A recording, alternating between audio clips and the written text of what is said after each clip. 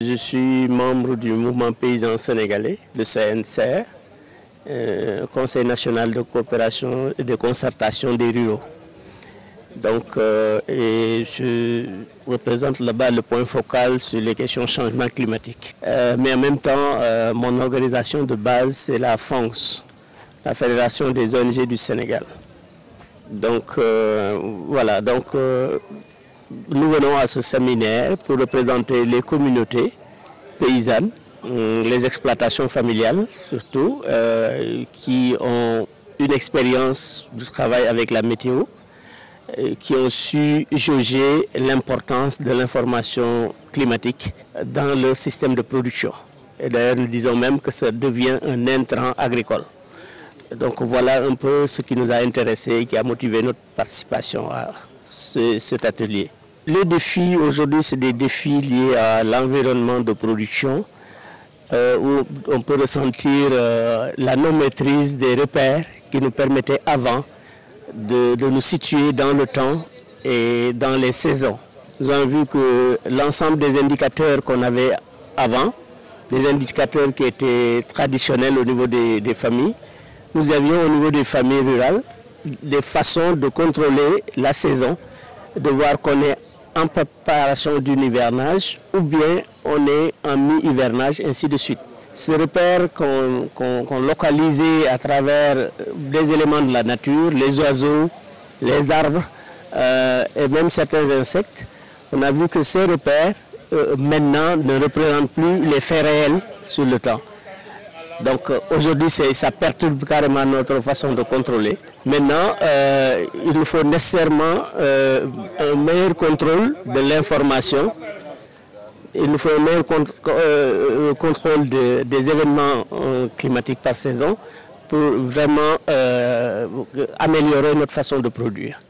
Donc les contraintes, c'est l'accès à la vraie information climatique, des informations saisonnières, mais aussi à comprendre, comme les pluies sont maintenant très irrégulières, sur quoi on peut compter pour aujourd'hui faire de la bonne production dans ce système très en mutation rapide. Voilà un peu notre contrainte principale. Et on a vu qu'on n'a pas meilleur que l'information climatique pour nous situer dans ce temps. Les changements qu'on espère voir, c'est accéder à l'information à temps. Ça, c'est un élément crucial. Avant chaque saison, avoir l'information à temps pour améliorer notre contribution.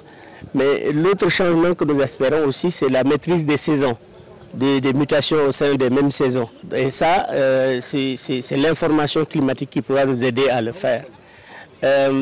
L'autre élément, c'est qu'en matière d'appui, d'accompagnement de nos actions sur le terrain, il faut que les décideurs qui sont censés nous accompagner comprennent cela et le mettent dans leurs prévisions.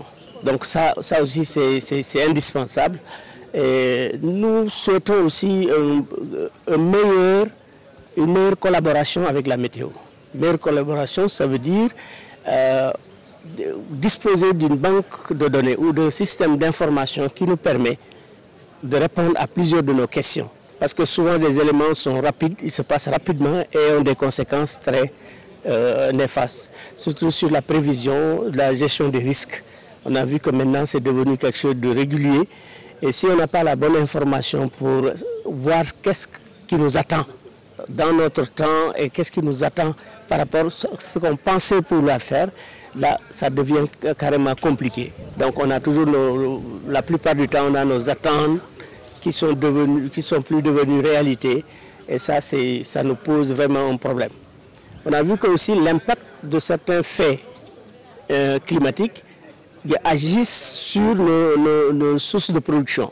La terre, les ressources, l'ensemble des ressources qui nous servent à produire sont affectées souvent par la chaleur, sont affectées par la déshydratation. Par exemple, au niveau de certains arbres, on a vu que des arbres meurent naturellement.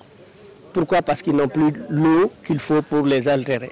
On a vu aussi que aujourd'hui, on a des problèmes à faire progresser une certaine qualité d'arbres. Par exemple, les manguiers, les arbres fruitiers, dans la plupart des zones de production. Pourquoi? Parce que c'est des arbres que leurs racines ne permettent plus d'alimenter correctement. Et qu'est-ce qu'on voit? La pénurie d'eau qui fait qu'on n'a plus de l'eau en surface fait qu'on a du mal à atteindre l'eau souterraine même. Des puits qui tarissent, des forages même qui tarissent, tout ça, ça devient un problème très inquiétant qui limite notre diversification dans la production. Donc voilà un peu quelques-uns de nos problèmes. Et on a vu que maintenant pour avoir de l'eau productive, il nous faut nécessairement beaucoup de moyens que nous ne disposons pas nécessairement.